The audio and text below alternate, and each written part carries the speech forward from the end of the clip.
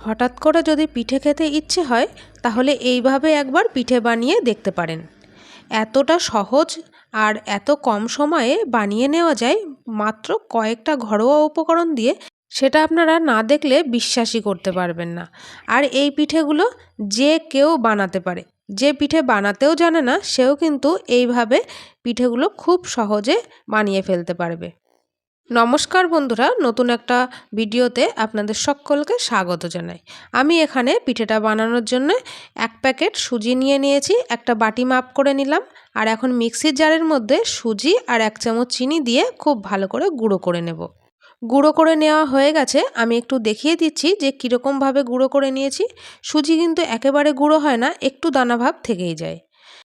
এবার আমরা এই সুজির গুঁড়োটাকে একটা বাটির মধ্যে ঢেলে নিয়েছি। সুজিটা দিয়ে যে আমরা এই পিঠেগুলো বানাচ্ছি সেটা গুঁড়ো করে নেওয়ার কারণে কিন্তু কেউ বুঝতেই পারবে না যে এই পিঠেগুলো সুজি দিয়ে বানানো হয়েছে। এখন আমরা একটা ব্যাটার রেডি করে নেব।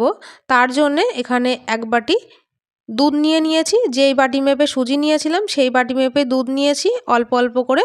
এখানে উষ্ণ দুধ আমি দিয়ে ব্যাটারটা তৈরি করে নেব। এখানে 1 বাটি দুধই আমি ব্যবহার করলাম। এখানে উষ্ণ গরম দুধ দিয়ে ব্যাটারটা তৈরি করলে কিন্তু খুব তাড়াতাড়ি সুজিটা ফুলে উঠবে, একদম নরম হয়ে যাবে। ব্যাটারটা এবার 10 মিনিটের জন্য রেস্টে রাখবো। ততক্ষণে আমি একটা পুর তৈরি করে নেব। প্রথমে একটা কড়াই বসিয়ে দিয়েছি। কড়াইয়ের মধ্যে আমি 1 বাটি কোরানো নারকেল নিয়ে নিচ্ছি। এই নারকেলের মধ্যে এবার দিয়ে দেবো হাফ বাটি খেজুরের গুড়। এখানে আপনারা চাইলে আখের গুড় বা চিনি দিয়েও এই পুরটা রেডি করে নিতে পারেন, তবে খেজুর গুড় দিলে পুরের টেস্টটা অনেক ভালো হবে। এবারে নেড়ে চেড়ে একটা পুর তৈরি করে নেব। গ্যাসের ফ্লেমটা এই অবস্থায় মিডিয়ামে থাকবে। এখন নেড়ে চেড়ে খুব ভালোভাবে নারকেলের পুরটা আমি রেডি করে নিয়েছি। একদম রেডি হয়ে গেছে নারকেলের পুরটা। এবার আমি কড়াই থেকে নামিয়ে নেব। এদিকে আমরা যে সুজির ব্যাটারটা দুধ দিয়ে গুলে রেডি করে রেখেছিলাম, সেই ব্যাটারটা কিন্তু অনেকটাই ফুলে উঠেছে আর একদমই দুধ নেই, সব দুধটাই শুষে নিয়েছে। এই পর্যায়ে আমি দিয়ে দেব ব্যাটারের মধ্যে স্বাদ অনুযায়ী লবণ আর 1 চামচ বেকিং পাউডার। এখানে কিন্তু বেকিং সোডা দিলে হবে না, বেকিং পাউডারই দিতে হবে। আর এই বেকিং পাউডারের ওপরে আমি দিয়ে দিলাম 1 চামচ জল। এখন এই উপকরণগুলো ব্যাটারের সাথে খুব ভালোভাবে মিশিয়ে নিতে হবে। 2 থেকে 3 মিনিটের মতো এই মেশানোর কাজটা করতে হবে। তাহলে দেখা যাবে আস্তে আস্তে ব্যাটারটা এক্কেবারে ফ্লাপি হয়ে যাচ্ছে। আর এরকম ব্যাটার তৈরি করলে পিঠেগুলো কিন্তু খুব সুন্দর হবে।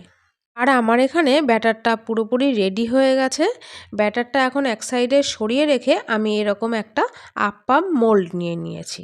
এই মোল্ডের মধ্যে আমি একটা ব্রাশের সাহায্যে খুব ভালোভাবে করে সাদা তেল মাখিয়ে নিচ্ছি। আপনারা চাইলে কিন্তু এখানে ঘি ব্রাশ করেও নিতে পারেন, তবে আমি এখানে ঘি নিচ্ছি না, আমি এখানে সাদা তেল দিয়ে দিলাম। আর এবারে আমি এরকম মোল্ডের মধ্যে অল্প অল্প করে চামচে করে নিয়ে এভাবে মোল্ডটা ভর্তি করে দিতে থাকবো। এই পিঠাটা কিন্তু খেতে অসম্ভব সুন্দর হয়। আপনি এই পিঠেটা যাকেই বানিয়ে খাওয়াবেন সেই কিন্তু রেসিপি জানতে চাইবে, এতটাই টেস্টি হয়।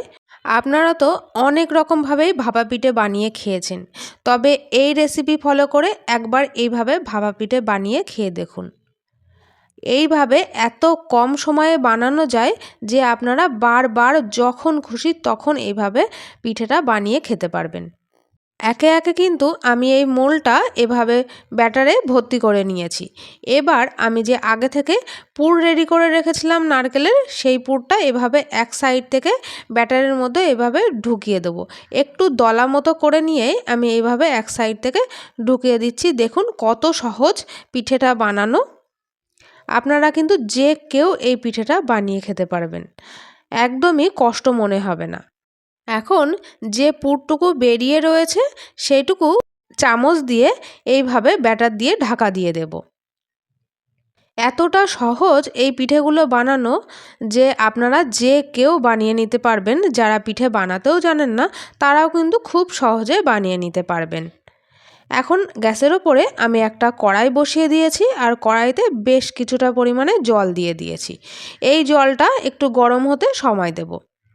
জলটা গরম হয়ে এসেছে। এবারে আমি যে ব্যাটারটা দিয়ে আপ্পাম মোল্ডটা রেডি করেছিলাম সেইটা কড়াইয়ের ওপরে বসিয়ে দিয়ে ঢাকনা চাপা দিয়ে রেখে দেব 10 মিনিটের জন্য। দেখুন 10 মিনিট পর কিন্তু একেবারে ফুলে উঠেছে পিঠেগুলো যে ঠিকঠাকভাবে রেডি হয়েছে তা আপনারা বোঝার জন্য একটা টুথপিক দিয়ে চেক করে নিতে পারেন। এখন আমার এই পিঠেগুলো পুরোপুরি রেডি হয়ে গেছে। এখন গ্যাসের ফ্লেম বন্ধ করে দিয়ে গ্যাসের ওপর থেকে আমি মোলটা নামিয়ে নেব। নিয়ে একটু ঠান্ডা করে নিয়ে চলে এলাম আপনাদের দেখাতে যে কতটা সুন্দরভাবে পিঠেগুলো রেডি হয়েছে। আর এতটা সহজে যে মোল্ড থেকে পিঠেগুলো ছেড়ে যাচ্ছে আপনারা না দেখলে বুঝতেই পারবেন না। পিঠেগুলো কিন্তু সাথে সাথে গরম অবস্থায় এভাবে ছাড়াতে যাবেন না, তাহলে ভেঙে যেতে পারে। একটু ঠান্ডা করে নিয়ে পিঠেগুলো এভাবে তুলে নিতে হবে। আর আমি একটা প্লেটে সাজিয়েও নিয়েছি। দেখতে দেখুন কতটা সুন্দর লাগছে, একদম মনে হচ্ছে রসগোল্লার মতো। আমি একটা পিঠে আপনাদেরকে ভেঙেও দেখাচ্ছি যে কতটা সুন্দর হয়েছে ভেতর থেকে, একেবারে সফট হয়েছে। আর এই পুর দিয়ে মুখে ভরলেই কিন্তু একদম প্রাণটা জুড়িয়ে যাবে। তাহলে বন্ধুরা আপনারাও বাড়িতে ট্রাই করে আমাকে একটা ছোট্ট কমেন্ট করে জানাতে ভুলবেন না। আজ তাহলে এই পর্যন্ত, ধন্যবাদ।